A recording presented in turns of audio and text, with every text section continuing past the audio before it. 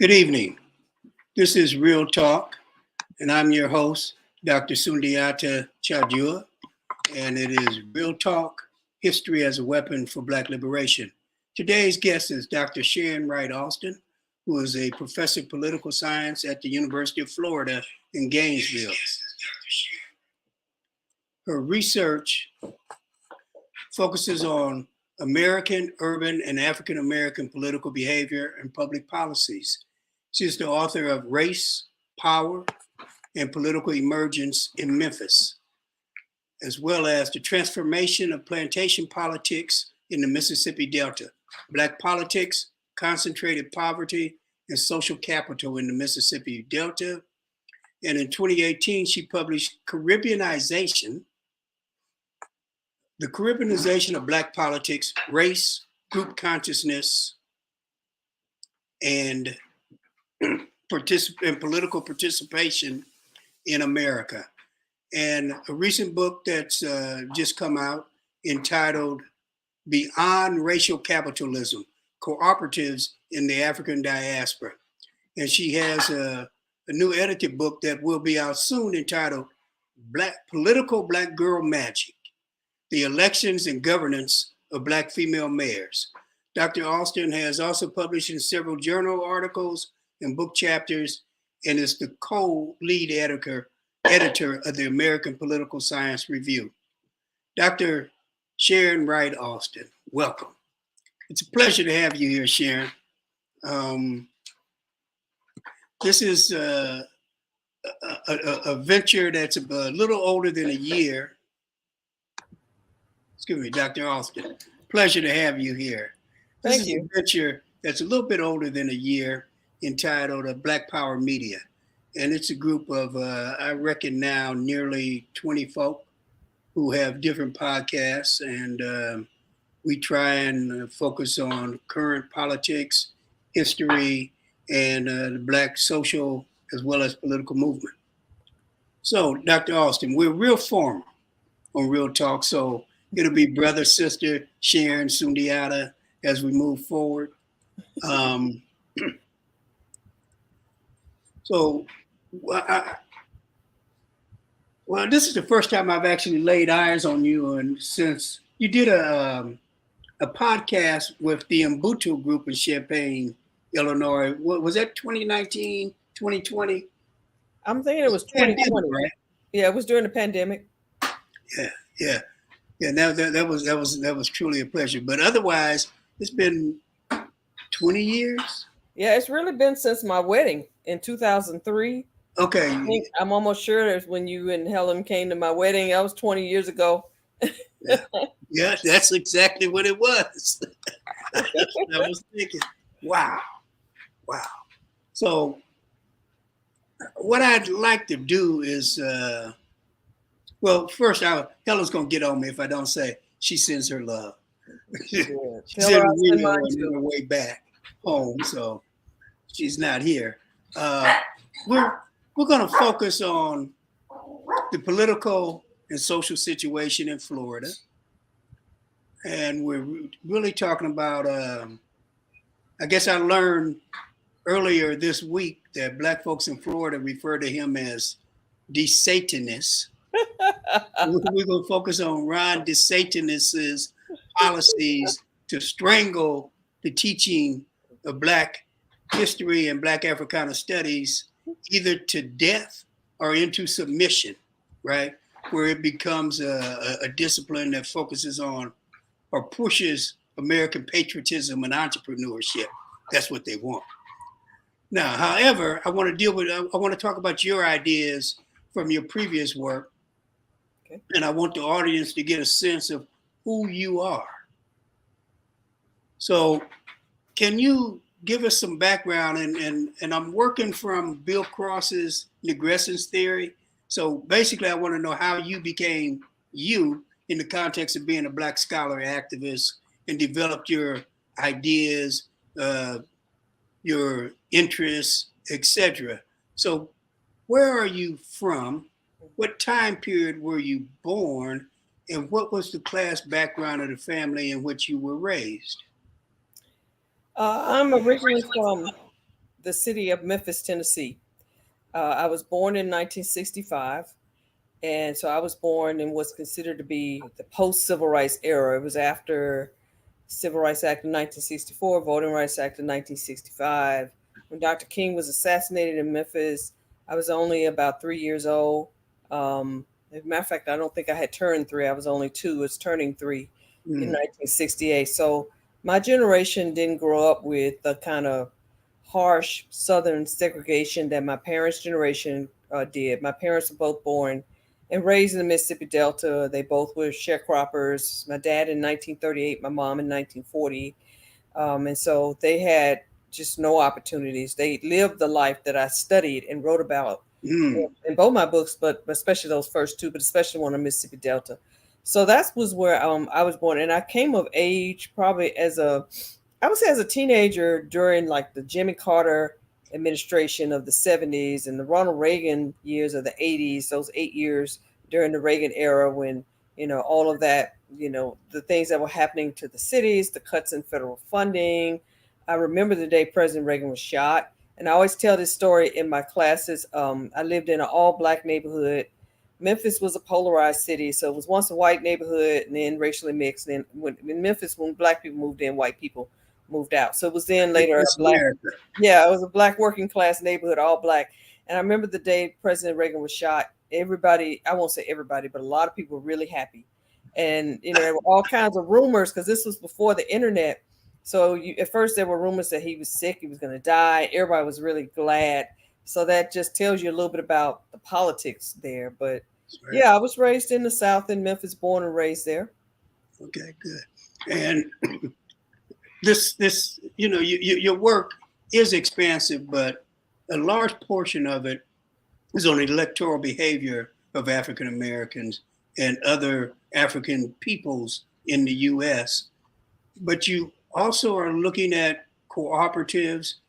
You're also looking at women. You do some stuff on urban development. So within all of that, do you have a unified theory that explains the conditions of Black folk in the U.S.? Well, I call my theory a theory of haves and have-nots, because that's a kind of interdisciplinary theory that kind of describes what I do. It talks about the fact that regardless of whether I'm looking at rural communities, small towns in the Delta, or larger cities, or looking at looking at research in other countries, it's always a case in which, especially when you think about Black people, it's always a case in which some people manage to overcome and other people are kind of left behind. And the people who overcome, the problem is that sometimes they forget where they came from and they adopt these attitudes that are similar to or even harsher than those of some white politicians. So I would say I would call that my theory is just a theory in which some people are able to really overcome things and make it through their own hard work, of course, but other people work hard too, and they still are kind of left behind. So the question is, why are they left behind? Some people would argue it's their fault, but other people would say that it's just systemic racism. It's all of the things that, we study in terms of, race and dating back to slavery, Jim Crow. So, but that would be the title, I guess, of a theory that I would just talk about, because it talks about politics, history, economics, the full spectrum. Is a very interdisciplinary theory. It sounds like it's a theory that combines race and class. Yes, it does. So if you had to, I guess, in another way, describe the relationship of African Americans as a collectivity, right? And that relationship to the United States, to the U.S. state, and what I'll call the U.S. empire, how would you describe it?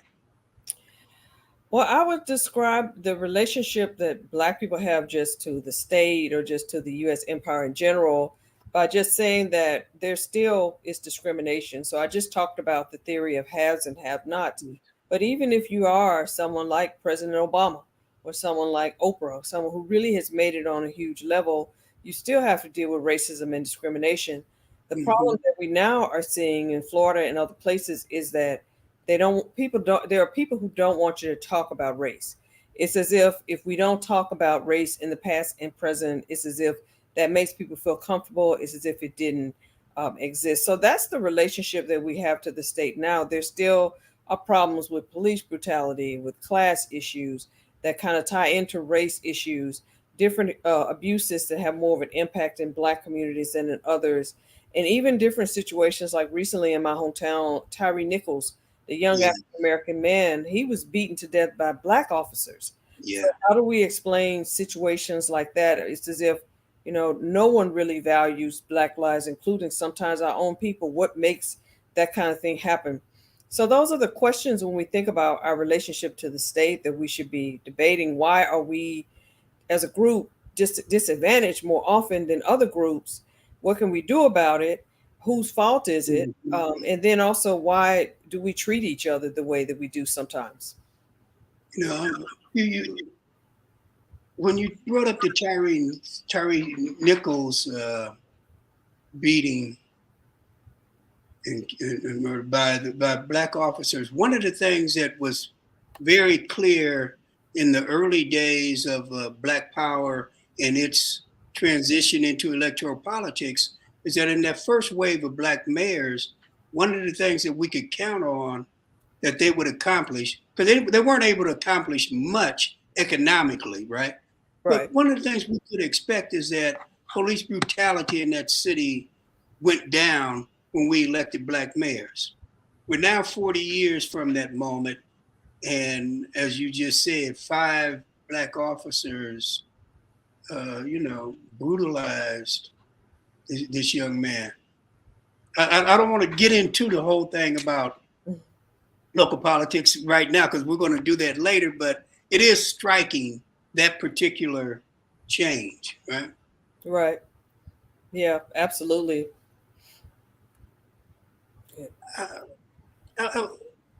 I've been greatly concerned around theoretical questions of late, particularly the fact that things that we thought were dead and buried or put in the trash heap, that they seem to have come back, right? Like vampires. Oliver Cox in 1948 in Caste, Class, and Race, he pretty much devastated the notion that African Americans were a caste. I've looked, and I've not found an Indian scholar of caste or a scholar who studies caste in India who has argued that African Americans are a caste. Yet, we are at a moment where, since Michelle Alexander's book, The New Jim Crow, there's been a resurgence in caste theory, and recently a book that's nothing but anecdotes, no empirical data, well written, Isabel Wilkinson's Caste, The Origins of Our Discontents, has won a number of awards and has become dominant. So I guess my question to you, do you see caste as having any use in explaining the conditions of African Americans, either historically or in the contemporary moment? I would say that it does, because if you really think about the definition of what a caste system is, especially as it's defined by Isabel Wilkinson, it's the key word is hierarchy. It's like a ranking of people on the basis of race, and also there's a way to enforce the hierarchy. And so the way it works in this society in the past, and I guess you could even argue in the present as well, is that Black people have always traditionally been thought to be ranked at the bottom in practically every category. And you've always had some exceptions to the rule, some Black people who were able to overcome that. But for the most part, it's a case in which, like in India, that group is ostracized, that group is seen as being inferior, that group is discriminated against. Sometimes there is legal enforcement of the discrimination that takes place. And so you see a lot of that here in America, even though a lot of people would be in denial about it, it's true. And you still have a situation in which there are certain things that happen. Some people even would argue when you say things like, well, Black people are obviously the targets of certain things. Some people say, well, no, that's not true because there's more diversity. There are a lot of different people, different races, ethnicities. They all have their problems. But really, when you think about it, and this is just my own personal opinion, I don't think anybody is hated more than Black people. Now, there are other races of people, and that's not to say they don't have their issues, because they do. But even when you think about what just happened just last year, we recently celebrated, well, I won't say celebrated, but we recently acknowledged the shooting that took place in Buffalo.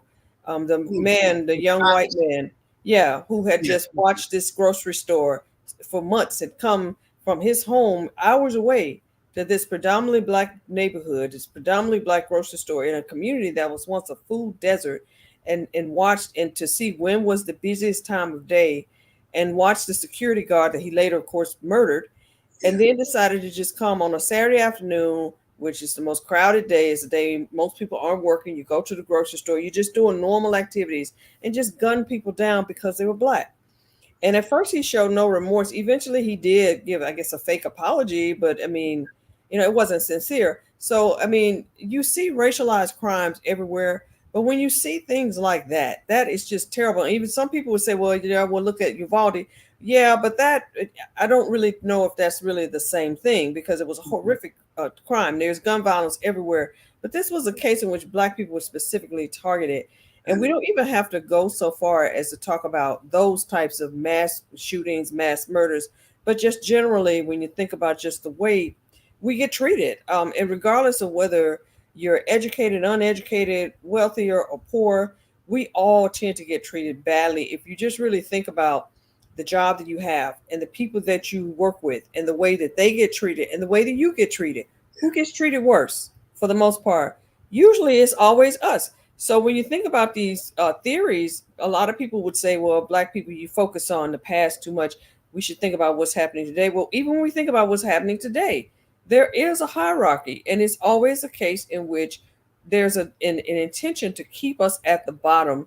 And there's always this constant back and forth, this constant tug of war in which we're having to fight, especially like when it comes to voting and voter suppression, and even like voting dilution. And you're seeing a lot of that in Florida with the way the districts are drawn as a way to make it harder for Black people to be able to elect Black representatives.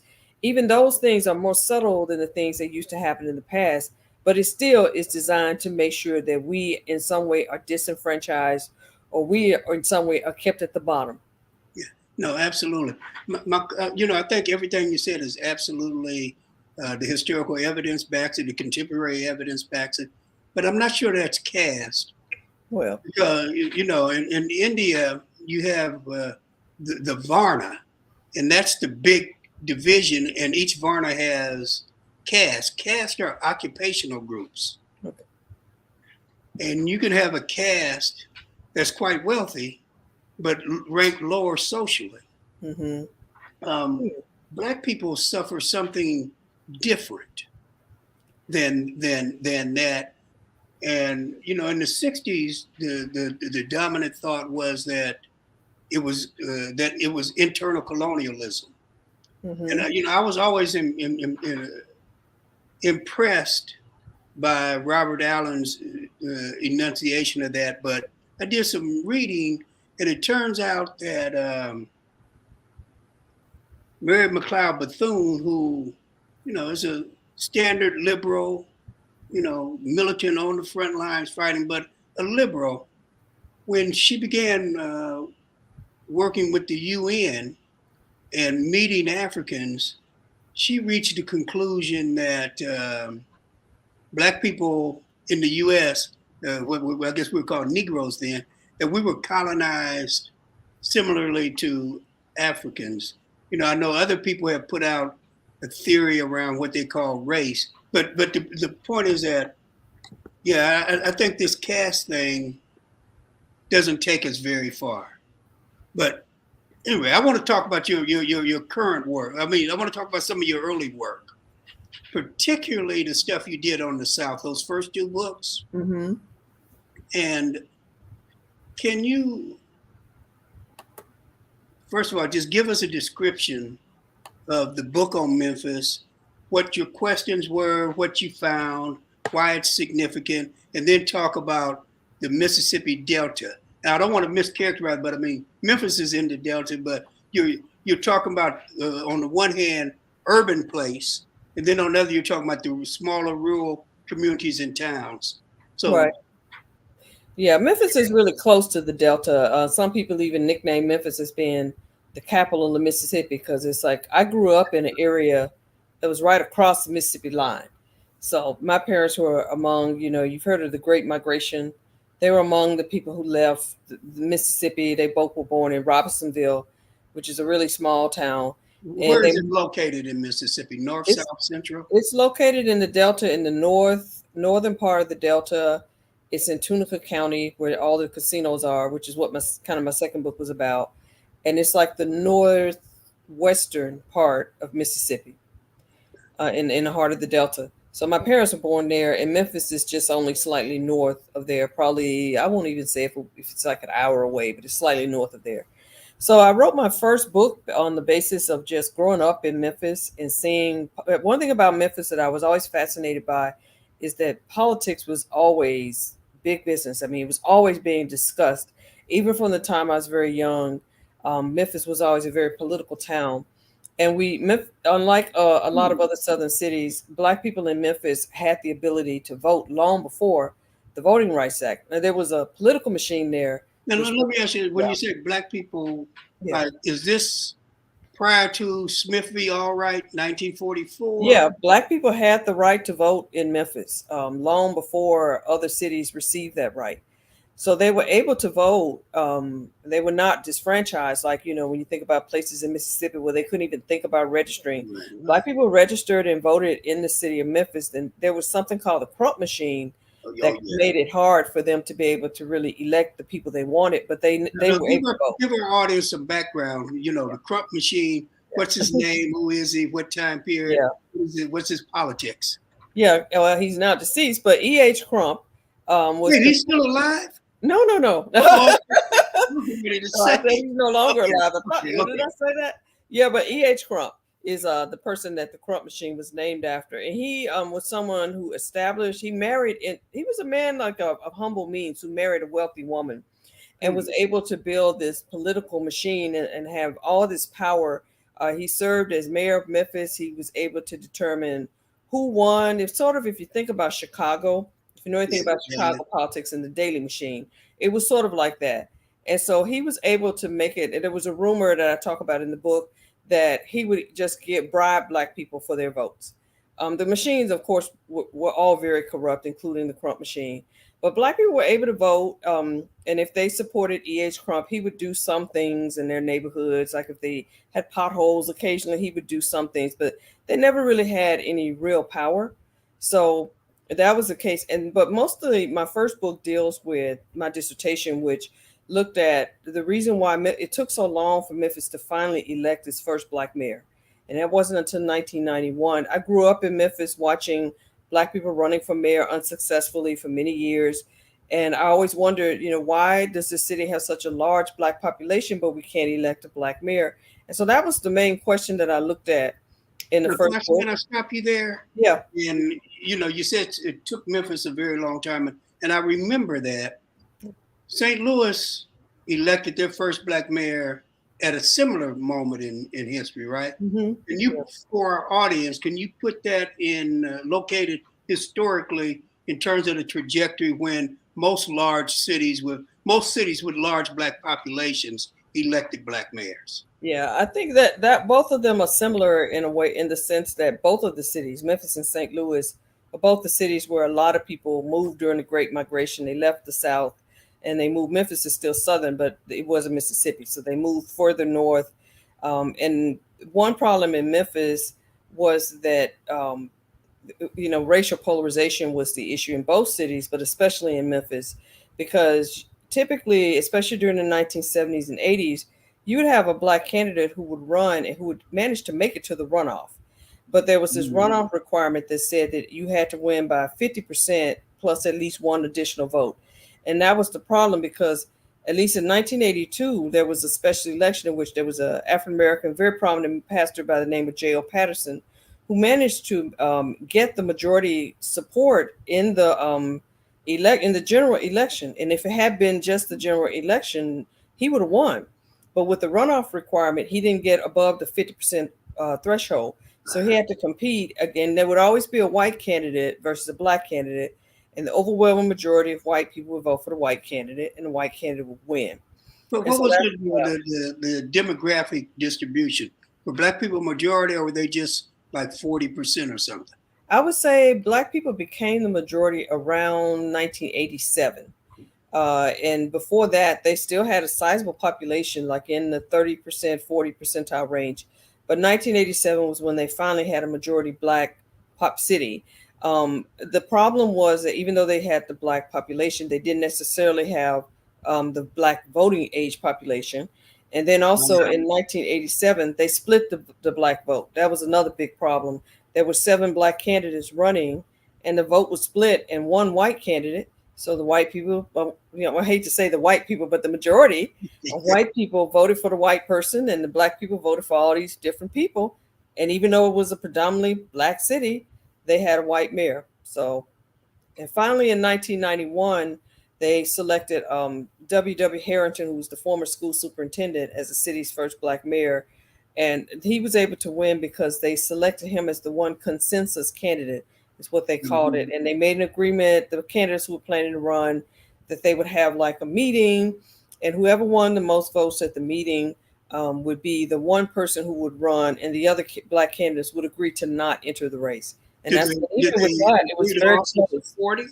Did they come out and support Harrington? Well, they didn't necessarily support him, but they didn't run against him. There was one candidate at first who was saying he was going to stay, but he was pressured so much that eventually Harrington was the only black candidate. But even in that race, he only won by, I think, like 200 votes. It was very close, but he barely won, even with all of that. So that's the Memphis book. Yeah. And so you're trying to figure out why it took black people so long to get organized to elect a black mayor. Did you look at Harrington's policies and what he did? And can you talk about substantive change? Right. I think there was some substantive change when he was there, because the previous mayor had been in office for many years. His name was Richard. They called him Dick Hackett. And I mean, there was some advancement during the time that he was mayor, but I saw some major improvements in housing during the many years that Harrington was in office. Memphis has no term limit. I'm forgetting the year that he left office, but I know he was in office for about 20 years. And I saw a lot of changes, especially with the housing developments, based on the projects, quote unquote, were renovated. And that was one of the things he said he was going to do, and he did. The city did a lot to address tourism. They got the Memphis Grizzlies basketball team. They did a lot for downtown development, which is another question I know you're going to ask me about later. So they did a lot in that respect. Some people felt that was okay, but it wasn't all that great because it didn't really benefit neighborhoods as much as they would have liked. But overall, during the time he was mayor, I saw some improvements, but the crime rate in Memphis and any other urban city, I would think that that's probably their biggest problem. It was during the time he was mayor, and I think it continues to be now. And of course, that's tied to level of unemployment, gentrification. Yeah, that's tied to a whole lot of other issues, right? So your second book moved away from big cities, and you're looking at Tunica, and you're going to also talk to us about these casinos, right? All right, so tell us about the Delta and the rural Black communities. And let me preface this by saying, you know Valerie Grimm, right? The name sounds familiar. Community. She's president of NCBS right now. Okay. She's current president, Indiana University. She's one of the few Black historians who study rural communities, actually historically and contemporaneously, right? And so you're in that territory. So what's happening in northern Mississippi. Yeah, but I mean, because my parents are from there, and I still have family who live in the Delta. I decided to work on that book because of the casinos, the legalization of gaming, and the casinos that were built there. Because my book mostly focuses on Tunica County, where a number of the casinos were built beginning around the early 1990s. And growing up into, going to Tunica, my parents were from Tunica County and spending my summers there sometimes. Tunica was always thought to be it was the country, it was dirt poor, there was nothing there. I remember we used to go when we were kids, my brother and sister and I, and stay with my mom's sisters. And we were city kids, so we just had nothing to do. Like, it was just nothing, just running around, you know. Yeah. And then later, when they said that they were going to legalize gaming in the state, and they were going to build all these casinos, these Vegas style casinos in Tunica County, I was shocked. And so then when I finally went to see the casinos and just how different things were, Tunica County was once thought to be probably the poorest county in the entire nation. And so, there was no other industry that wanted to relocate there. There was a community called Sugar Ditch that received a lot of really negative attention because it was mostly single moms raising their kids there, and they were very poor. And so they put the casinos there, and the casinos at first were making a whole lot of money, providing jobs, and it really led to like new businesses, and they were trying to transform Tunica into like this tourist destination. And at first, it looked like it was working, and many of those casinos are still there. Some of them have closed, but at least people did get jobs, whereas before they had nothing, they had to leave. But the problem, as I point out in the book, is that even with all of the money that was spent there, the money didn't trickle down. It was thought that this would be a case of trickle down economics, and if you brought in these casinos and the revenue and the jobs, that the benefits would trickle down to the poorest people, and that didn't always happen. So people, for the most part, were transformed from being the unemployed poor to the working poor, which is good that they have jobs now, but it still didn't produce the kind of benefits that a lot of people thought it would. Right. Now, is Indianola, where they had the B.B. King Blues Museum, was that part of the so-called urban development strategy? I think so, especially just in Mississippi in general. When you think about Mississippi, you have to think about the ugly history there. It was thought to be the worst place imaginable for a Black person to live. But now when you think about Mississippi, they promote an image of tourism associated with the blues culture. Because I guess, in the state, they of course don't want you to remember Emmett Till and lynchings and all these other things. Freedom Summer, the reason Freedom Summer had to go there, they don't want you to know about that. So now there's a focus on museums and blues culture. It's interesting that every large city exploits Black culture as part of their redevelopment project, right? So ironic. I want to move to a question about North and South. And in the history profession, there is this notion that from Jacqueline Dow Hall called the long civil rights movement. And it's an argument that basically contends that there is not significant difference between the experiences of Black people in the South and in the North in the 20th century, but especially post World War II. Mm-hmm.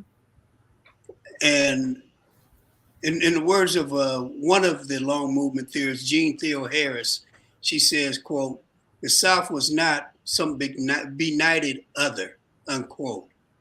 And so has this interpretation become prevalent in the field of Black politics? And what does your work in Memphis and in the Mississippi Delta say about that proposition that the South and the North, I guess it would be the old Malcolm X quote, right? Mm-hmm. Everything south of Canada is the South. How would you react to that? Well, I think as far as the South that my parents grew up in, when they couldn't vote, couldn't go to school, my parents both worked as sharecroppers. My dad only had a 6th grade education because he had to quit going to school to work in the fields because that's what Black people had to do. My mother had a high school education, but in the type of the environment of horror that they lived in, the terror that they had to deal with, all of the written and unwritten rules that they had to deal with in Mississippi, I couldn't argue that things were not better in the North, which is why so many people left these towns in places like Mississippi and other southern states in the first place, because even though they dealt with different problems in Chicago, Detroit, and St. Louis, or wherever, it wasn't what they were dealing with. It wasn't as blatant, at least, as what they were dealing with in these small towns. Yeah. So, I mean, on one hand, I understand the sentiment that, you know, the North isn't any different, but I wouldn't say that the North back then wasn't any different. I would say that it was better. But I would also say that it wasn't as good as people thought it was. Yeah. It wasn't the promised land. No, it wasn't the promised land. It wasn't where, you know, you still had people who were the targets of violence, police violence. Had the housing situation, people having to live, like I'm thinking of Cabrini Green that used to be in Chicago, these urban, large, they used to call them concrete monsters, these tenements. Yeah. The housing segregation, and the reason they even put Cabrini Green and this other one, I think it's Robert Taylor Homes, the reason they even put those in Chicago was to keep Black people from moving into the white areas, because of the idea of Mayor Daley that if you put people and block them into a small place in these high rises, that would keep them from disseminating out into white neighborhoods. So there were those types of problems. There was all kinds of economic discrimination, other types of discrimination as well. So there were problems in the North. It wasn't the promised land they expected, but I don't think it was as bad. At least they could vote, even though there was corruption. There were some things they could do that they couldn't even think about doing in some communities in the South.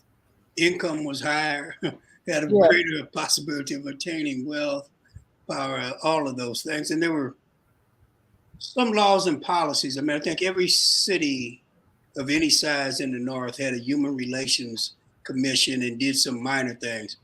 And I think what happens is that we don't want to go for the nuance. We want to go for blunt, broad, overt distinctions, when it would be much simpler to say the United States is a racist society from top to bottom, east to west, but that there are regional differences.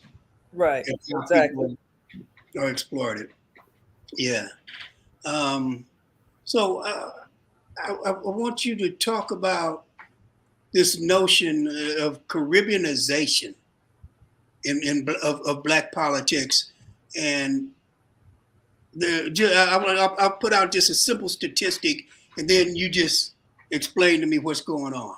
Okay. So in 1960, Black immigrants, and I mean African immigrants and Afro-Caribbean immigrants, constituted 1%, less than 1% of the Black U.S. population. Today, they constitute 10%.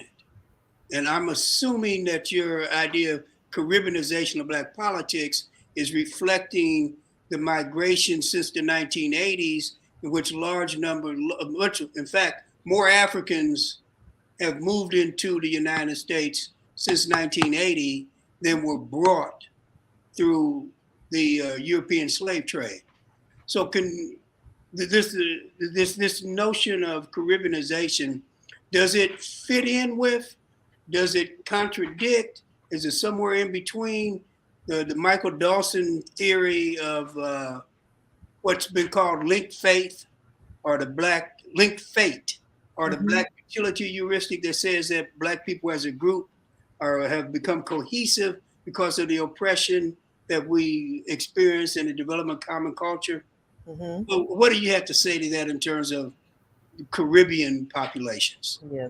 Well, the book deals with just the growth of Caribbean populations in the cities of Boston, Chicago, Miami, and New York. And I decided to write the book when I came to Florida, because as a person from Memphis, the Black people mostly were just Black. I mean, it was no difference between Black African American versus Haitian American versus Jamaican American. There were no Nigerian American. There were no differences. Right. We were just all black. And there were a few, when I went to college and grad school, I met a few African exchange students, but that was just about it.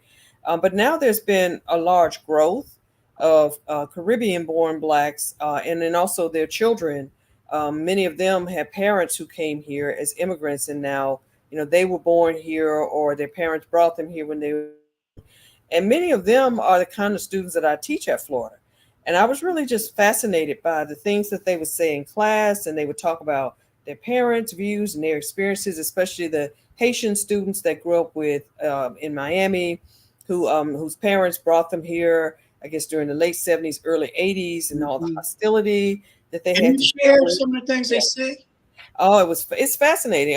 We still talk about this in my classes, especially my African American politics class. But they would say things like that the people who were meanest to them were black, especially the students who were Haitian, because if you know anything about Haitian culture, at one time Haitians couldn't give blood. It wasn't until the 1980s. Yeah, because there was this that false thing stereotype. Yeah, this really racist stereotype. Yeah. That Haitians were more likely to have AIDS and this and that. And there was no truth to it. So Haitians couldn't give blood, and there were all kinds of other stereotypes about Haitian immigrants. And so some of my students said that when they went to school, because one of the things that the book points out is that the immigrants tend to settle into predominantly black neighborhoods. And that's not maybe the case as much now, but in the 1980s and 70s and 80s, they did. And they went to school with black kids, and the black kids would be the mean ones who'd be saying all kinds of things like calling them dirty and making fun of them and saying all kinds of things about them. And so they talked about the fact that many of them have parents who didn't want them to associate with black kids. I remember one student who now graduated, but he is Haitian, and he was a member of a predominantly African-American fraternity. And he said that when he told his dad that he was going to pledge this fraternity, his dad was like, what is that? And he had to assure his dad that this was like a legitimate academic fraternity, because his dad didn't want him to associate with black American boys. And I had a lot of students who said that their parents would say all kinds of really negative things about African Americans are lazy, they're not trying to take advantage of the American dream, and blah, blah, blah. And so that's kind of what made me want to look at their political relationships, because there were these tensions, and some African Americans even felt that, oh, well, these people are coming here from the Caribbean, they're taking our jobs, and, they are prejudiced toward us.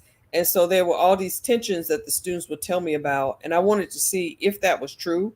And then also how they acted politically. Did they vote? Did they, they meaning the immigrants and children of immigrants, did they vote? Did they tend to agree with African Americans? Did they vote for the same candidates? Or were there some tensions in which you could see that there was a split between people of Caribbean descent voting one way and people who weren't of Caribbean descent voting another way? So that's kind of what the book was looking at. So what did you find?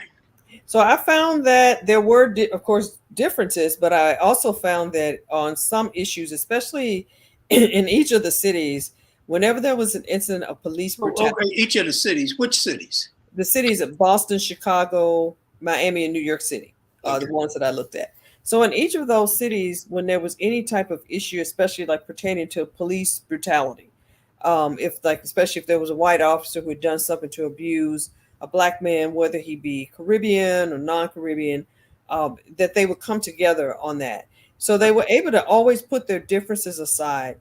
And then I also found that African Americans who were not of Caribbean descent tended to vote at much higher rates. I found that younger immigrants and children of immigrants tended to vote more often than their parents. And that's unusual, because in political science research, older people tend to vote more. In this case, younger people tend to have higher voting turnout rates. And then I also found that just despite whatever their differences were, that they would come together to support certain candidates. Like Barack Obama, for example, was just universally accepted. And in the local elections, that they tended to not have any type of division. They knew that they had common interests, because many of the people who were of Caribbean descent didn't want to be considered to be treated like they were African American, because they did have prejudices against African Americans and vice versa. But that didn't mean that they didn't vote in the same way. So there was evidence that there was a linked fate among them because they were all Black people. Would you say, like I've read some of this work, and one of the big distinctions that they make is that is generational. And they say that the second generation that is born or raised in the U.S., that they are going to be more culturally similar, and that translates into socialization and political behavior. Right. And that's exactly what I'm finding is that, these were young people who grew up in Black neighborhoods. They had Black friends, Black classmates that went to school with them. And as a result, they were socialized they cared about politics because many of them were born here, or they were brought here at such a young age that they grew up here. And so they cared a lot about local politics. They voted because they were socialized to vote. And they tended to agree with all Black people because they all had similar problems and similar interests. Now, I've been told by people, and these aren't scholars, which is why I'm asking you, that the percentage of Black folks who vote Republican, let's say that 8 to 16%, that they are disproportionately Caribbean and African and male. Is that true? And how do you account for it? And what can we do to do we need to drop those brothers and have a serious conversation? Give them some historical, some political education. What's going on here?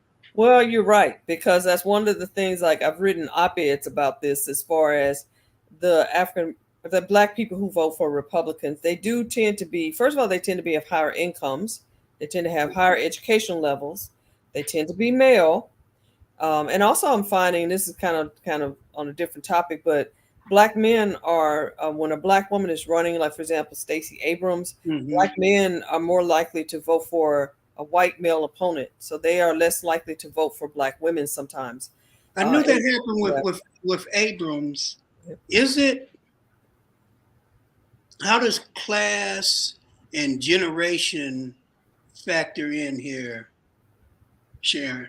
I think in terms of, I think class factors in because these people tend to be of the higher classes. They tend to be the Black people that made it. In other words, the educated Black people, regardless of whether they came from a middle class background or came from a poor Black background, they basically they believe that they have pulled themselves up by the bootstraps. So those are the people who are more likely to vote for Republicans. And then also they are men. They tend to be more likely. And even like with Donald Trump just this last election, he received, I think it was like 18%. It's even predicted to be as high as 20% of the Black male vote. More than it said more than any white Republican in a long, long time. So that and the same was true in 2016, that a lot of African American men voted for Donald Trump rather than Hillary Clinton. So who knows? Maybe what's your explanation for? Well, I think the explanation for that is that there are a lot of what I call closeted Trump supporters. There are people, and then closeted Republicans in the Black community. There are people who will say things because they say the things that they know their friends probably want to hear. They want to agree with their friends. But when they have the opportunity to vote on election day or to mail in that ballot or however they vote for the Republicans. And from what I'm finding, the reason that they give is because of economic reasons. For example, with Donald Trump, despite his faults, especially his faults when it comes to race, they believe that he is the person who will put them and also America in general in a better economic standing. So I'm finding that to be the case. Okay. Yeah, that's so. I guess my final question in this line of thought is, how do you see the trend? Is the trend toward greater solidarity or greater fragmentation? Will link fate rule out? One of the things I used to say is that we can count on white people to drive us together. Mm-hmm. But can we? I think so. I think we can rely on some white people, meaning the more conservative, and also the more racist ones, to drive us together. Because one of the things that I find ironic is that some of and we talk about this in my class, some of the black people who used to be the ones who would always criticize their own, say negative things about their own, something happens to them and someone shows them that you're black too. And then they change their tune. I'm thinking about a discussion we just had. Our semester ended about a month ago, but I taught African American politics, and we were talking about a woman named Mia Love, who's the Oh, yeah, only she used to black be a right female, conservative. Republican Yeah. ever to serve. Out of Utah, right? Yeah, from Utah. She was Yeah. mayor of a small city. She's a woman. Her parents were Haitian immigrants, and she served 2 terms in the House of Representatives, and then she was defeated. And one reason why she was defeated was because of some of the statements that Donald Trump made about Haiti. One in particular, which I won't say, but one you should Google it. Yeah. And he said that, and she, of course, being someone who is of Haitian descent, was critical of him for that and other reasons as well. And she used to always say really negative things about the Congressional Black Caucus, other black members of Congress, but black people generally. And then Donald Trump started saying things about her, and he endorsed her opponent, and she lost. And so all of a sudden, then I always show this clip of what she was saying when she was in Congress, and she spoke at the Republican National Convention once, and she was like their darling, their star. And then I show the clip on the night that she lost, and she was crying, and she was talking about, oh, you're gonna have to stop treating black people like this. And I'm like, wait a minute, you're saying what now? That's not what you were saying. Whoa. So yeah, they can bring us together, because there's this saying that we have down south. I'm sure that people say it all over, but I know down south, my family used to say it all the time, how white people will show you black if you're around them long enough, and that is what drives us together. I don't care who you are, they eventually you will have a problem, and you will realize that when they're talking about those black people, they're talking about you too. And not just them, but that includes you, regardless of what your degree is, your job title, or whatever. And I think that's what drives us together. Do you see that happening now? Yeah, I guess that's my question, because I've read some Pew research that suggests that the class divide, which also has within it these sub-ethnic and nationality divides amongst Afro-Caribbeans, Black Africans, and African Americans, but it's essentially class. Mm-hmm.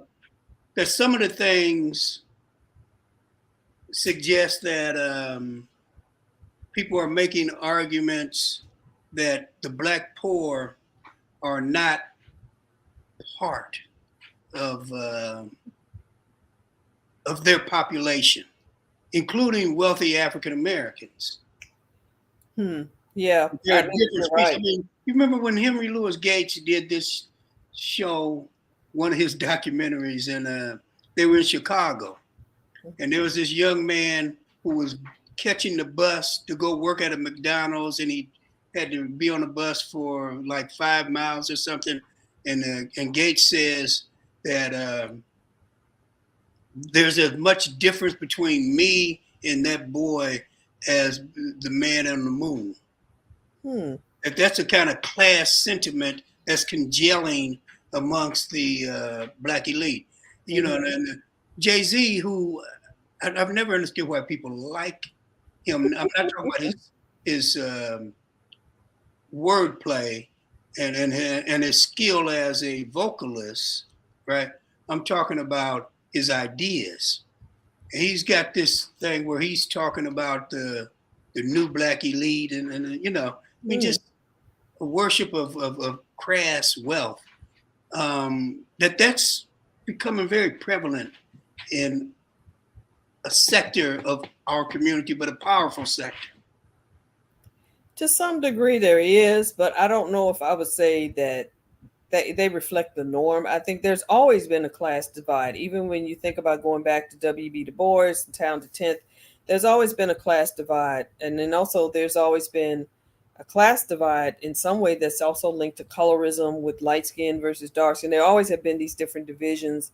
in the Black community. But I would think that as far as many affluent Blacks, I would say probably most of them, they don't share that sentiment. I think they probably do have somewhat of a bias against Mm-hmm. poor people, and then many of them might even have grown up poor and just amassed wealth despite whatever their backgrounds are from.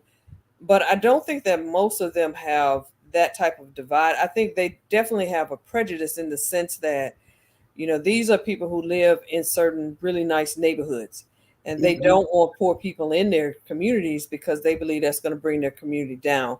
I do see evidence of that in the cities that I study for my urban politics class, but I still think that regardless of what your occupation is, your income is, you still are Black. And if you do have those views, eventually somebody's going to show you that you're Black too, and you're going to get treated just as badly as the poorest person in your city.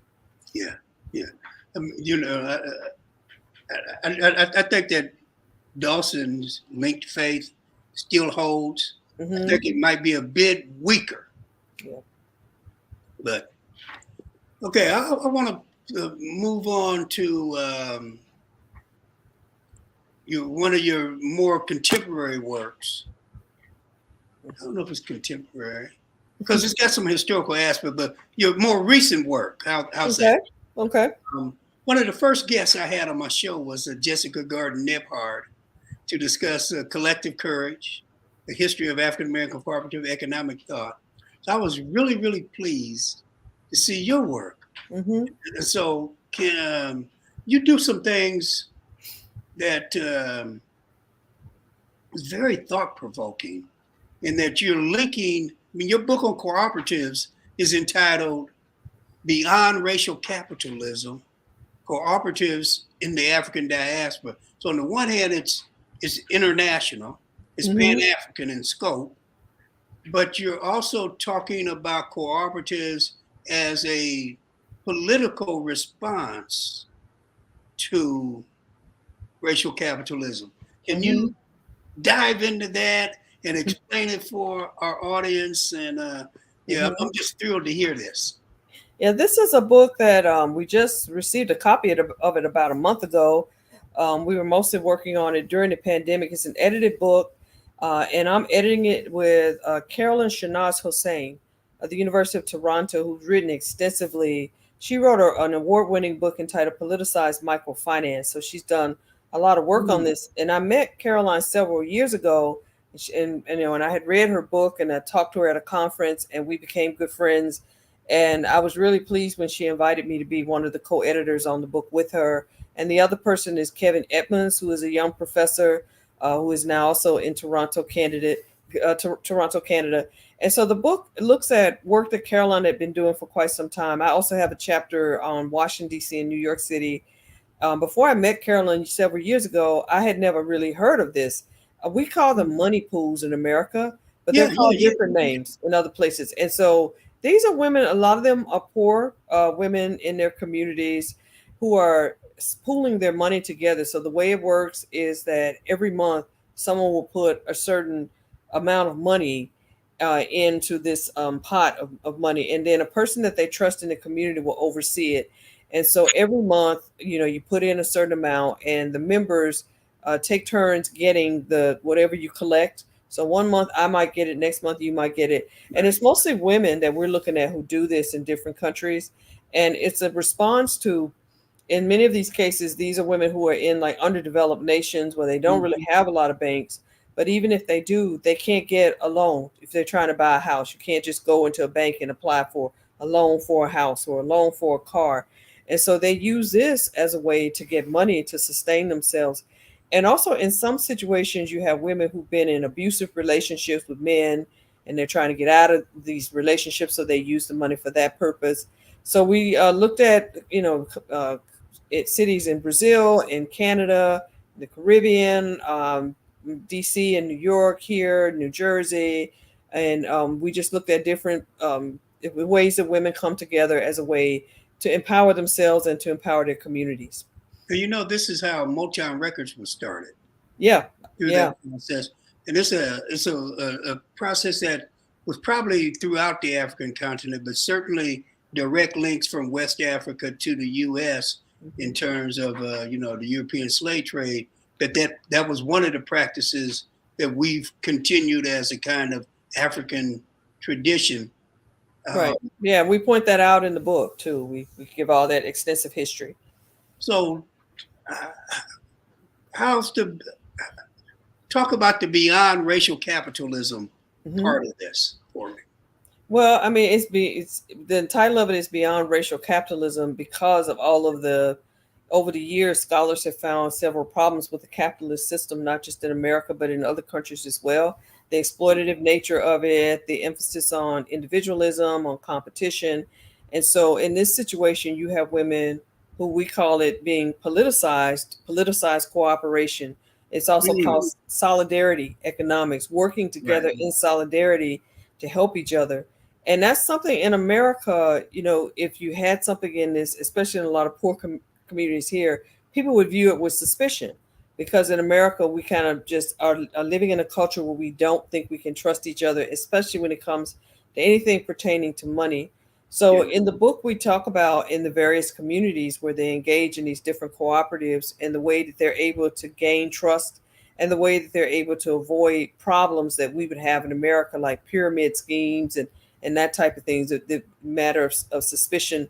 So it's in direct opposition to the racist nature of the capitalist system because these are women who are mostly women of color that we write about. And these are women who are coming together in solidarity to pool their money together and to basically support each other. And that's not what capitalism encourages people to do. Right. No. The culture of capitalism is ruthless competition, right? An individual. So you say that these things are much easier to do in societies that are not dominated by the type of capitalist system that you have in the U.S. But for us in the U.S., what are the kinds of things that we have to do to move in that direction? In 32, W.B. Du Bois was 34, was expelled from the NAACP because he called for the creation of a black cooperative economy and said we must build on what was then called segregation. I think apartheid better sums up what it is. But how do we begin to use those principles to rebuild and stabilize African America? Well, I think it's harder to do here in America because we have such a society of distrust, especially in Black communities and especially in poor communities. But it is something that they have. I think that what I'm noticing on the research that I did in Washington, D.C. and New York City, and the other chapters that deal with American cities, is that these were mostly women who were from immigrant families who tried to engage in this. These were not people who were native born Americans. They were, in some cases, women who were Nigerian, as I looked at in Washington, D.C., and in some cases in New York City, the women that we looked at were mostly Haitian immigrants. So I still think that a lot of Americans aren't as familiar with this and probably would view this with distrust. But we also kind of mentioned the fact that in places like Jackson, Mississippi, they're now focusing on cooperatives. And that has always been the case. Operation Jackson. Yeah. And even like I talked about in my class, even in the 60s, Fannie Lou Hamer had the Freedom Farm Cooperative. So, I mean, this is not new, but in America, it's not as well known as it is in other countries. Yeah, no doubt about that. So let's turn to the last work, Political Black Girl Magic. Yeah. So you're looking at Black woman mayors, and I know that there's a difference in time, right? Right. So that the early wave of Black mayors, 67, are men. This latter wave since the late 90s has predominantly been women. So what are you finding in terms of what is it that Black women mayors do to improve the conditions of the Black community? And are you suggesting that it is different than what Black male mayors have done? And is the difference something other than the historical circumstances that they encountered? Well, I would say, in one respect, that there's not a big difference because the women that we mostly are looking at it has 14 chapters, and we're looking at a number of different cities, mostly larger urban cities, and most of these women are in cities where it's expected that they will focus on economic development and urban regimes and downtown development, corporate centered regimes, and that's what most of them do. But the difference between the women and the men is that women do tend to focus on issues that are thought of being more female oriented issues like healthcare, Social reproductive issues. Okay. Yeah, those types of issues. And then also it's the symbolic aspect because Black women tend to vote at higher rates than Black men for the most part. And to see a Black female mayor, in some cases you have, like for example, in San Francisco, you've got really, really young women. Compton, Aja Brown was the mayor of Compton. And then also Lori Lightfoot, who recently was defeated after one term, was a woman who was not only African American, but also gay, and was in Chicago, which was known for the Daily Machine, only the second Black mayor, but after Harold Washington, and now they just recently elected the third. At least the third, there was an interim Black mayor, but the third person in a full term. So, a lot of people do see that there's a significance with having like a young Black woman or even an older Black woman in the highest political position in the city. So it's that symbolic representation that they get. Let me press you on something. Do you think that this trend of middle and I actually think upper class Black men voting Republican, that I know one large part of it is simply their economic interest, which has produced a conservative ideology. But do you think that as a consequence of a variety of factors, right, Black women get to college and get through at much higher rates than do Black men, again, for a variety of reasons, that we clearly are seeing that Black women are better positioned to lead in the future, right? And over the last 20 years. Do you think there's a sector of Black men who are simply reacting against the material reality that Black women will lead the Black community for the foreseeable future? Well, I didn't really study that in the book, but I would say I would assume yes, that is the case, because when you think about Black women in college, at least on my campus, there are a lot more Black women than Black men. When you think about, if you even look at some of the footage of civil rights documentaries from the past, the 1960s, the height of the movement, you saw that there were mostly men leading those movements. But if you think about some of the contemporary organizations and contemporary movements that involve Black people, it's mostly Black women heading those movements. And I think that's one reason why there are more Black women running for mayor and winning, not just mayor's offices, but also in Congress and others as well.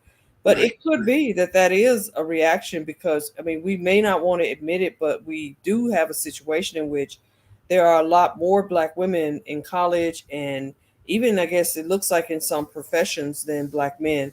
And maybe this is just a backlash that Black men just don't, they don't like the fact that the women are so far outnumbering them. I don't want to say Black men. I mean, we want to say some. I mean, some Black men. You know what I mean? Some Black men. We know that we have a gender struggle. But yeah, we don't want to. too much, but it is certainly there.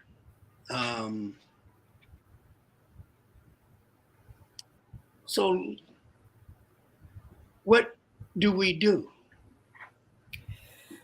Well, what do we do is that's a difficult question. I think one thing that we need to do is do more, which is you can have a whole nother show about this, but do more for Black boys. And really, I think sometimes even Black women, we need to stop getting offended when we point out things that are obvious in our community, in the sense that there are so few boys. Once they reach a certain age, it's as if the boys are more preoccupied with sports and less preoccupied with academics. Mm-hmm. And yet, when we say that, and when we say, well, we need to have some type program to get the boys more involved, then you always have some Black women who come forward and say, well, if you're going to do that for the boys, you should also do it with the girls. Well, yeah, I agree with that, but if there's a big problem in our community with our boys, we should put aside our feminism for a minute and just think about what's best for our community. And so I think the main thing we should do is focus on doing more for Black boys, as Black kids, male and female, but doing more for our Black boys to make sure that you have these little smart boys. Make sure they maintain that same enthusiasm for school as they get older. And so I mean, I see that as one way of addressing a lot of different issues that we've talked about in terms of crime, in terms of college attendance rates. If we would just do more to mentor these kids when they're young, especially these boys, maybe they wouldn't get involved in gangs and other types of violence in inner cities. And so I would just say just that is an obvious thing to do, is just to provide more mentoring. Yeah, one of the things that I've seen a number of people go off the rails when rather than understand our history and our current situation from a framework which says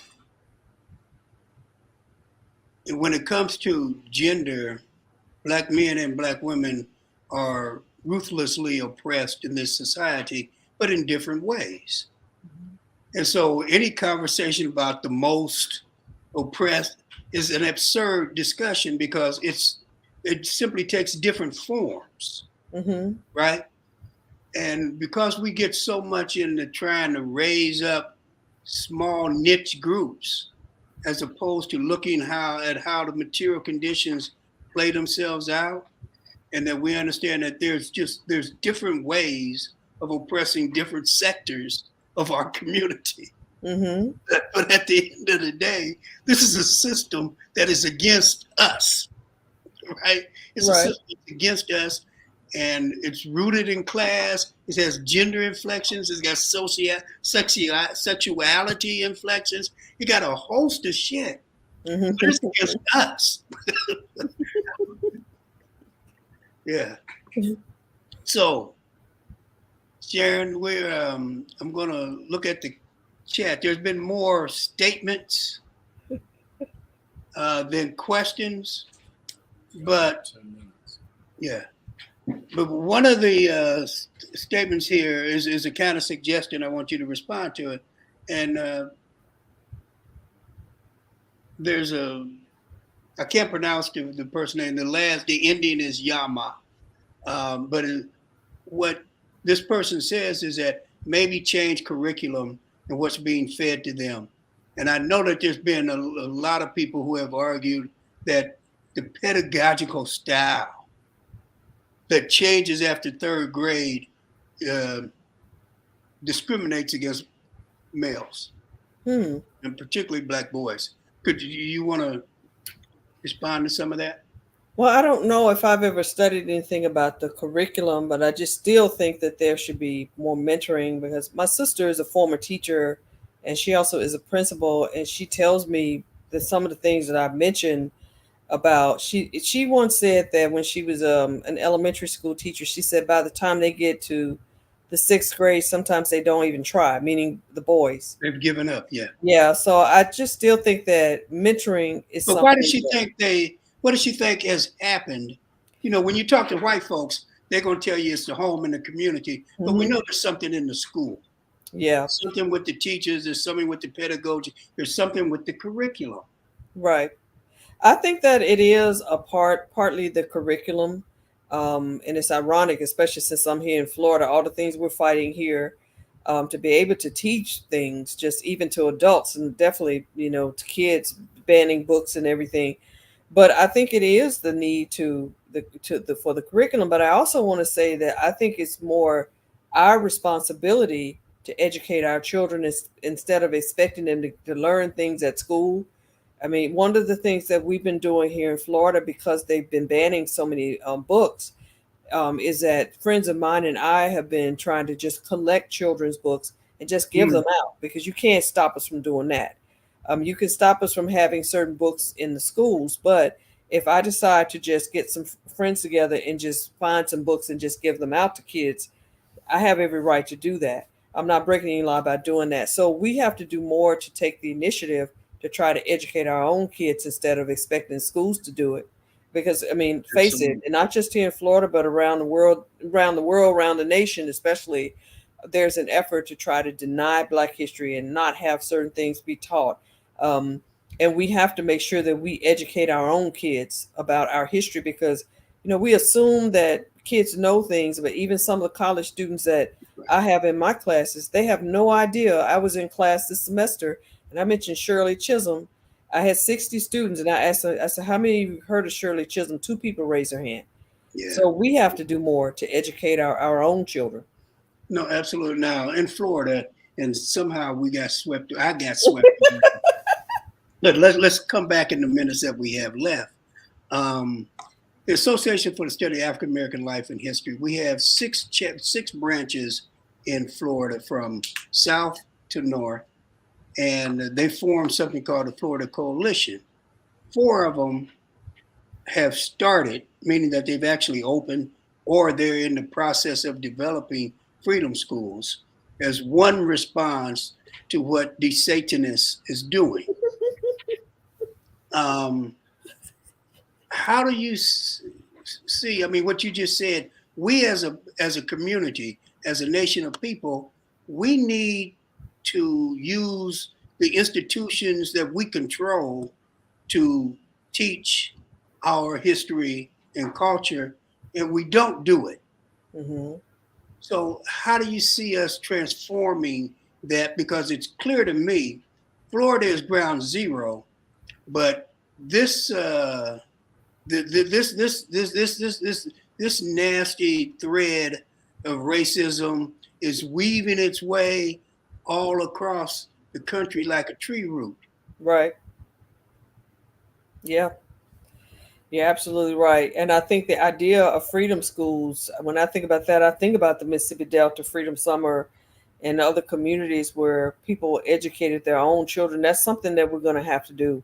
Because as you mentioned, a lot of people even say to me, I've been out here in Florida since 2001. And a lot of people say to me, well, why don't you just leave? Why are you even there? Well, where can you go? Because the same thing that's happening here is happening everywhere. And also, if we let Governor DeSantis win the White House, he already has written a book and talked about the fact that this is his blueprint. And the same things that he's trying to do, that we're fighting and we're stopping him from doing all that he wants to do, he's going to bring that to your community too, even if you don't live in Florida. And that's why I know when we were off air before we started, this question of the NAACP's travel advisory, which I'm going to be very clear. Mm-hmm. I think it's one of the stupidest things that's been put forward, just when you read it, right? Because what it tries to assert is that Florida is dangerous for Black people. Illinois is dangerous for Black people. Michigan is dangerous for Black people. Mississippi, the United States, wherever you are in this place, is dangerous. But the question in Florida, there's not any greater physical danger than there is in any other red state where we have these sick gun enthusiasts. The danger is that he's putting together a plan, a set of policies to root our history out of public education and to eliminate our presence. Because when you go after the DEI, you're really going after policies that either help get Black students into college or help them be successful while there. Mm-hmm. That's what he's wiping out. He's looking for a world in which Black folk are not getting a college education, are not getting admitted to trade school. That's what he's looking for. And it seems to me that we have to fight that battle at ground zero, and we have to fight it where we are. But to run away from it is not the right move. And then what the NAACP, some of the stuff they argue is borders on just being silly and thoughtless. Mm-hmm. When they say that if you do travel to Florida, you should speak out against DeSantis's policies. Well, tourists going to Disney World, that's not going to happen. Right? And if they did, it would be ineffective. You have to challenge systems of oppression through organized activity, right, on the ground where it is. And so I just saw it as cowardly and a lack of being able to come up with how to contend with this guy. That it basically sounds like they're throwing their hands up. You know, if you want to, you'd be better off than just call for a straight boycott and because that's the only result. Most people are interpreted as a boycott. And if you do that, then you need to think about, are you really calling for leaving our people behind enemy lines? Mm. Anyway, it's a lot. Yeah. Can you react? Well, I mean, I'm glad we had this conversation before we even started because, as I was telling you, NCBS was in Gainesville and I didn't participate solely because of that reason. I was like, I don't know if I feel comfortable. I don't think they should come here to Florida. And then also with Asala coming to Jacksonville in September, some of my students from my class last semester and I were going to put together a panel just to talk about the students' reactions and the ways that they're mobilizing. And then I also, as I don't know if you guys know this or not, but I'm involved as a plaintiff in a lawsuit against the Stop Woke Act. And I did not know that. You didn't? Oh my, I thought everybody knew. Yeah, so I'm one of the plaintiffs and we've been successful so far. We're still waiting for the ruling, but right now there's a preliminary injunction that they can't enforce it. And we're waiting for the 11th Circuit Conservative Court even ruled in our favor. So we're waiting for the final ruling about that. And then recently they just passed yet another piece of legislation. This one that you were talking about, which attacks the DEI program. Yeah. And I was thinking, how would it look for me to be at Asala with my students? We were going to go and, stay at a hotel and pay money for that. And how would I look going to that if I'm one of the plaintiffs in the lawsuit challenging this? To me, it seemed like that would be bringing your knowledge to us about that case. Yeah, that's what I wanted to do. And I was thinking, I was like, We're also going to be promoting, look, I'm a Marxist. I'm going to be very clear. But I understand that we have to have Black economic development. So part of what Asala is calling for is that when we're there, buy Black while we're there. Don't just come into Florida and re-enrich these white folks who support DeSantis, right? Come in there, let's support Blackness.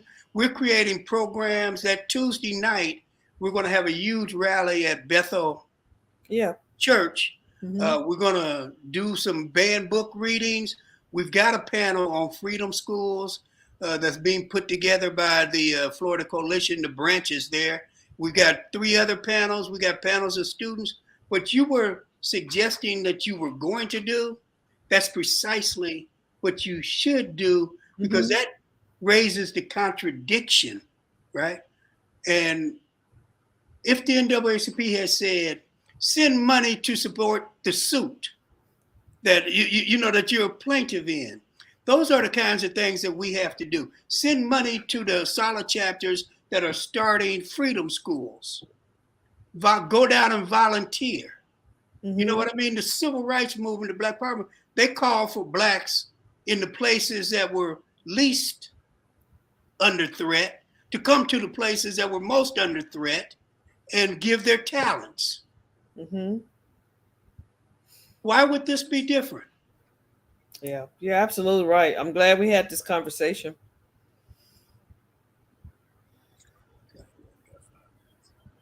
Okay, we got 5 minutes, and so any concluding thoughts? There's one thing here, and I don't know if you can answer, Sharon. I can't, but it says, Dr. Cha-Jua, do you have a list of Black businesses that are pro DeSantis, so you do not do business there? I'm glad he put it. Whoever Yama is, that's one of the things we need to look for. That's a to good point. see and identify them and boycott them. Mm-hmm. I'm not familiar with any of them, but I think that he doesn't have many Black supporters in the state. But I'm sure if you just did a search of Black supporters for DeSantis in Florida, find out the names of those people and see if they own businesses, I would assume, I mean, that if there are any businesses that support him, they mostly are like the South Florida, maybe a few of the Caribbean owned businesses, but I don't know of hardly any. I can't name not even one that supports him. So yeah. I would agree too. So do you have anything that you want to leave the audience with? Final thoughts? I just want to say thank you. It's been an honor being here. And I really think that we should do more to try to publicize Black Power media. I would love to have a hand in that. And thank you all for your support. And if you want to do more to support Florida in our fight against the things that are happening here, I would say donate to the ACLU or a civil rights organization of your choice here in the state. Okay, thank you. Can you shoot me a list and we will publicize it? Because again, what we're doing in Asala, we are creating list of media contact, Black newspapers, radio programs, etc., and organizations, so that the forum that we're organizing for that Tuesday night before the conference starts, we've enlisted a number of organizations in Jacksonville, surprisingly, including the president of the Jacksonville NAACP. But we also have Cliff Albright of Black Voters Matter. Yeah. And so we can have this broad mass meeting where we talk about the fight back. Oh, I know a lot of them. I'd be happy to. Please send me, please send me some stuff, and we'll go from there. Sharon, boy, you should have another show just to talk about academic freedom and the things that are happening. Okay, will you come back this summer? I would be more than happy to. Good, because we definitely got to take up how this stuff is going to attack us at the level of the college. So let me just say I truly appreciate you, and this has been wonderful. I'm amazed by the work that you are doing, and congratulations, and keep up the fight. Thank you. I will. And it's always a pleasure working with you, and it was an honor to be here tonight. All right, I'm going to remove you and sign off. All right. Thank you. Thank you, everyone. Okay, this has been Real Talk, History as a Weapon for Black Liberation on the Black Power Media Network. This is what we try and do, bring on people that have some knowledge about issues and who are engaged in the struggle to advance our people, and ultimately to bring about liberation, which obviously necessitates the destruction of capitalism. Okay. Oh, thank you. Let me sign off.